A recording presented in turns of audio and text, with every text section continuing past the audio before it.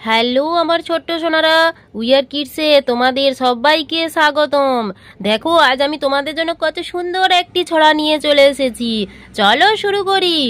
অঞ্জনা নদীর তীরে চন্দনী গায়ে, পোড়ো মন্দির খানাগঞ্জের বাঁয়ে, জীর্ণ ফাটল ধরা এক কোণে তারি, অন্ধ নিয়েছে বাসা কুঞ্জ বিহারী। আত্মীয় কেহ নাই নিকট কি দূর, আছে এক লেজ কাটা ভক্ত কুকুর, আর আছে এক তারা বক্ষেতে ধরে, গুনগুন গান গায় গুঞ্জন স্বরে, গঞ্জের জমিদার সঞ্জয় সেন, দুমুঠো অন্ন তারে দুই বেলা দেন। দেখো, অঞ্জনা নদীর ধারে একটি পোড়ো মন্দিরে একজন অন্ধ কুঞ্জবিহারী থাকে। তার একটি লেজ কাটা কুকুর আছে, আর পাড়ার জমিদার তাকে রোজ দুবেলা খাবার দিয়ে যায়। দেখো, তার একটি পুটলি আছে, আর তার আছে একটি একতারা। সে একতারা বাজিয়ে রোজ গান করে।